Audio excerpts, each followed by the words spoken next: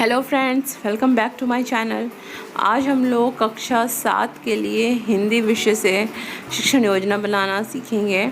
इसका टॉपिक है जागो जीवन के प्रभात। तो आइए देखते हैं जागो जीवन के प्रभात टॉपिक पर शिक्षण योजना कैसे बनता है।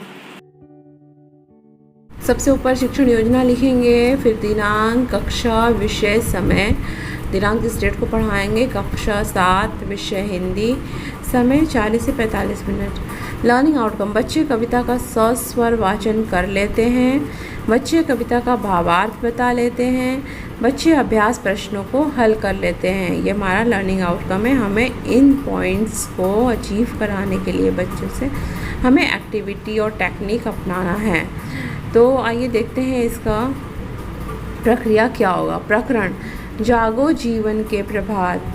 सीखने सिखाने की सामग्री, पाठ्य पुस्तक, कुछ प्राकृतिक चित्र जैसे नदी, पहाड़, सूरज, पेड़ पौधों इत्यादि के चित्र।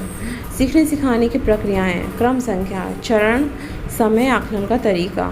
क, शिक्षण की शुरुआत में, कक्षा की शुरुआत बच्चों को कोई जागरण गीत या देशभक्ति की गीत सुनाकर या बच्चों द्वारा सुनकर करेंगे। बच्चे गीत को समूह में भी सुना सकते हैं। अक्सर देखते हैं कि जब गाना गाने की बात होती है तो बच्चे एक्साइटेड हो जाते हैं और वो तत्परता दिखाते हैं कि हमें गाना है। और वो फिर पढ़ाई, उसके बाद जब हम पढ़ाई स्टार्ट करेंगे तो पढ़ाई में ज़्यादा इंटरेस्ट लेंगे। तो बच्चों का पहले ध्यान एकत्रित, एकजुट करना है, ध्यान एक तरफ लगाना है। तो इस तरह से अगर कोई बच्चे को कह देंगे देशभक्ति गाना सुनाओ या जागरण गीत सुनाओ तो वो सुनाएंगे। फिर बच्चे गीत को समूह में भी सुना सकते हैं। शिक्षक, बच्चों आज हम लोग एक अन्य जागरण गीत सीखेंगे। शिक्षण के दौरान, इसका समय है 5 मिनट। आकलन का तरीका और अवलोकन। शिक्षण के दौरान शिक्षक सर्वप्रथम कविता को सस्वर, हाव भाव एवं समुचित भावभंगियों के साथ बच्चों को सुनाएंगे। तो सबसे पहले ही टीचर को ही सुनाना है कविता को सस्वर, ताकि टीचर जैसे सही उच्चारण के साथ और हाव भाव और लय के साथ कविता का पाठ, कविता वाचन कर रहे हैं, बच्चों को भी वैसे ही करना होता है। तो शिक्षक पहले गा के सुनाएंगे, तत्पश्चात बच्चे भी इसी तरह सस्वर हाव भाव के साथ वाचन करेंगे। गतिविधि, शिक्षक बच्चों को समूहों में बांटकर प्रत्येक समूह को कविता में से कठिन शब्दों को अंडरलाइन कर उससे अपनी कॉपी में लिखकर उन शब्दों का वाक्य प्रयोग करने को कहेंगे।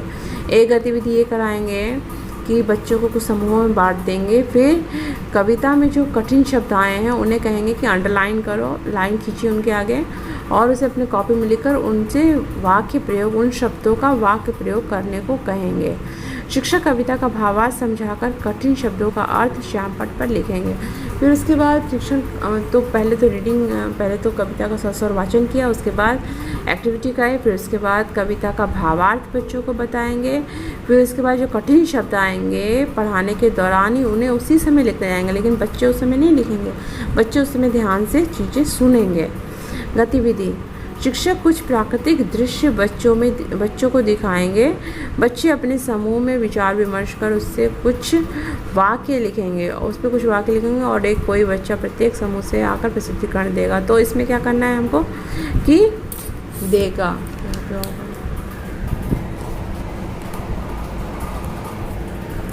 तो पहले कुछ समूहों में बांट देंगे बच्चों को, फिर प्राकृतिक चीज़ जैसे पेड़, पहाड़, नदियों, पक्षियों, जानवर इत्यादि के चित्र दिखाएंगे, जंगल इत्यादि के चित्र दिखाएंगे और बच्चों से कहेंगे कि इस पर कुछ 4-5 लाइन अपने शब्दों में लिखिए इस पर। और फिर जब सभी बच्चे सभी समूह में पूरा कर लेंगे कार्य, तो समूह से कोई एक बच्चा निकल के अपना प्रस्तुतिकरण देगा कि उसने क्या वाक्य उस चित्र पे लिखा है।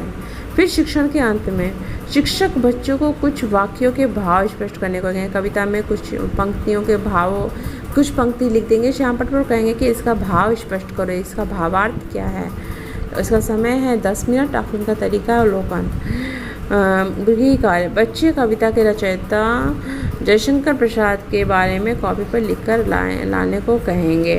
यानी कि पाठ में भी जो कविता है, रचयिता हैं कविता के जयशंकर प्रसाद जी, उनके बारे में कुछ लाइन दी हुई है, तो बच्चे उसे देखकर कॉपी पर लिखकर लाएंगे। फिर शिक्षक की आगामी योजना, इसमें मैंने कॉलम खाली रखा है, क्योंकि जब ये टीचर इस टीचिंग प्लान को पढ़ा देंगे। उसके बाद उन्हें जो पढ़ाने के दौरान जो समस्याएं आई हैं, बच्चा कितनी तेज़ी से सीखा है, बच्चा कौन कौन से बच्चे नहीं सीखे हैं, वो सब चीज़ें यहाँ टीका टिप्पणी यहाँ पे करना रहेगा और फिर उसके अकॉर्डिंग वो नेक्स्ट टीचिंग प्लान करेंगे, बनाएंगे। तो ये हर टीचर, हर बच्चे, हर क्लास के ऊपर डिपेंड करता है कि शिक्षक की आगामी योजना क्या रहेगी। इस तरह से हम कक्षा 7 के लिए जागो जीवन के प्रभाव टॉपिक प्रकरण पर शिक्षण योजना बनाएंगे।